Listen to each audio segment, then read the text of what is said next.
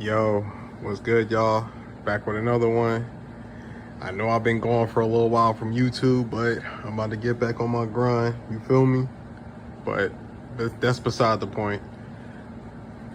I want to talk about NBA free agency. This has been one of the craziest free agent summers we've seen in a long time. Because it seemed like since the Warriors won the title, like everybody's fucking shook. Like, let's just keep it funky. Let's not play games when it comes to this shit. Like, you feel what I'm saying? Like, everybody's trying to build their roster up to beat Golden State, as they should, because the Warriors are the gold standard in the NBA right now. That's just the truth. I know people don't want to hear it, but it is what it is. Like, the facts are the facts. But my whole thing is that a lot of teams have made some good moves that I love, like John Wall to the Clippers. I've been funny thing about it is I've been predicting that for like 2 years now, but it finally came to fruition. Rudy Gobert going to the Timberwolves. At first, I wasn't too big on that move, but Karl Anthony Towns gets to play his natural position, which is power forward. He was never a center. Like, he doesn't have a center's game. You feel what I'm saying? He's more of a stretch four who can go down low and score, but he's mostly a jump shooting big man. So playing the four is his strength. It's the right position for him. Phoenix, I don't know what's going on with DeAndre Ayton. I know they're talking about Indiana for Miles Turner, and I actually think that move will be good for both teams because Phoenix is in win now mode. They're trying to compete for a championship, and Miles Turner, even though I think DeAndre Ayton is better than him, but Turner fits better with Chris Paul and Devin Booker, because Chris Paul is not really a point guard that likes to play with a traditional back to the basket center. He's more of a guy who plays with stretch bigs and lob threats. That's the thing with Chris Paul. So that will be a good fit. And who else? You got the Grizzlies staying pat as they should. The Grizzlies got a fucking squad, so they good. Let them grow. New Orleans, I love what they got. Like, they're my dark horse team to make a lot of noise in the West next year, especially with Zion Williamson coming back and the addition of Dyson Daniels in the draft, because Dyson Daniels is perfect for what they need. Like, he could be a Patrick Beverly type, but better, in my opinion. Plus, you have Herb Jones. You have CJ, you have Zion, you have Jonas Valanciunas, Brandon Ingram. Yo, the Pelicans are fucking stacked to the ceiling. Like I said, I won't be shocked if they make a gigantic jump next year. I actually like them a little bit better than Minnesota, but we will see. Utah, it's rebuilding time. Donovan Mitchell's on his way out the door, as he should be.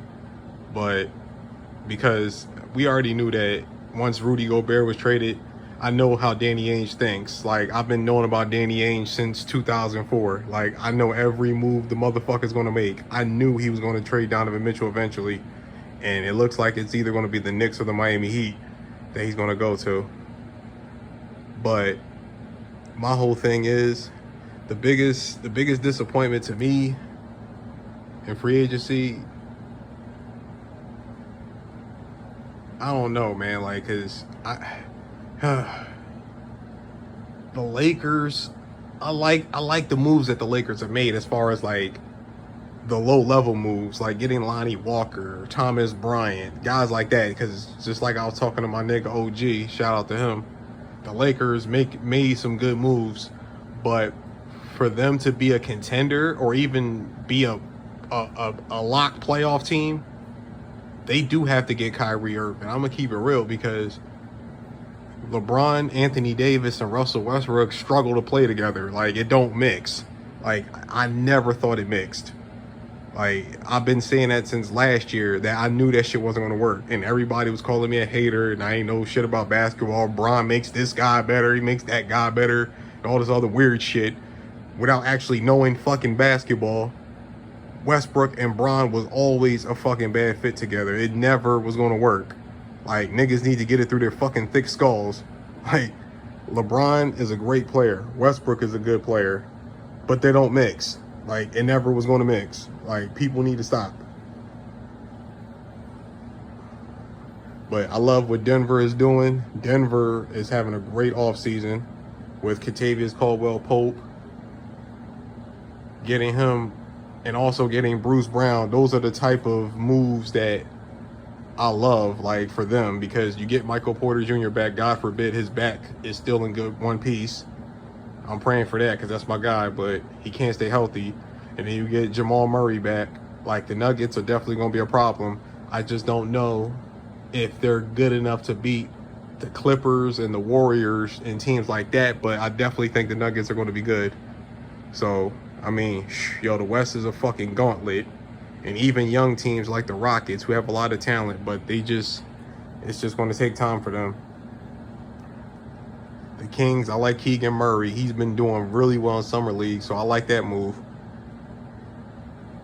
The Spurs are rebuilding. They're doing the right thing. But let me get to the East. DeJounte Murray going to Atlanta. Even though I love DeJounte Murray. He's one of my favorite point guards in the game. Like, I love that dude, man. Love the way he plays. I don't know if him and Trae Young is going to fit together unless Trae Young is willing to play off the ball and become a spot-up shooter at times when Murray is penetrating, because Trae Young is really a guy who he doesn't really catch and shoot. He likes to shoot off the dribble.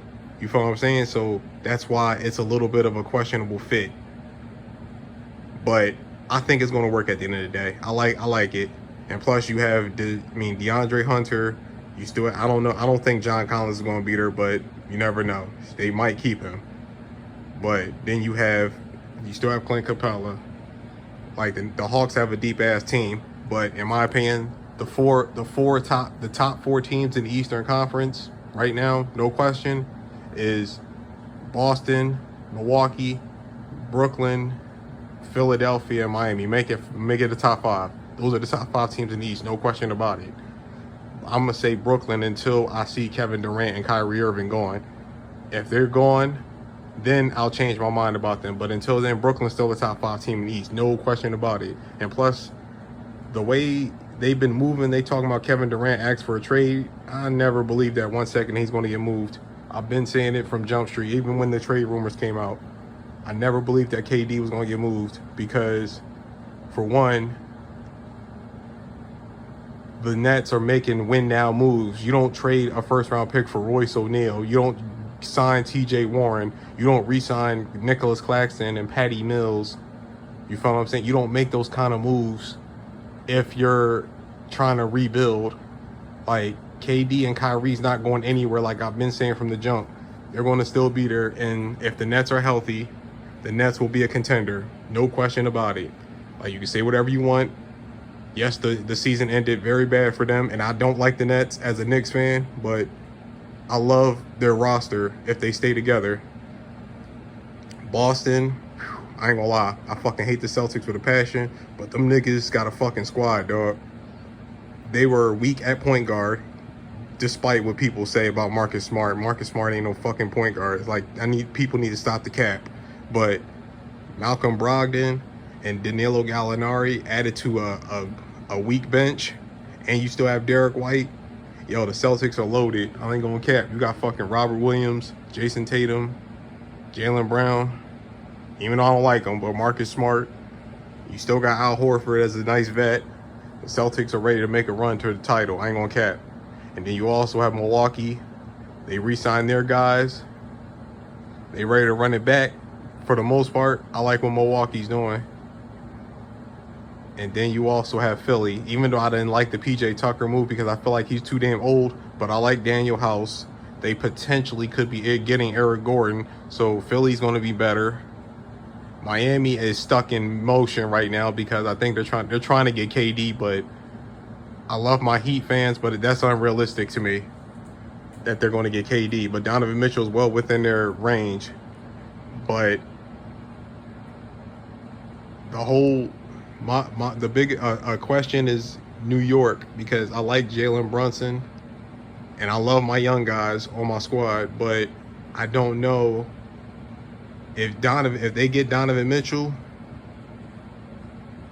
that's going to be big. I ain't going to lie, because even though I don't really like small backcourts with Donovan Mitchell and Jalen Brunson, but at the end of the day, both them niggas get buckets, and they both proven playoff players. So I like the move if they do it, if it happens. And especially if you keep RJ Barrett, you have to keep RJ because he's the only two-way wing that we really have on the wings, especially after the trade.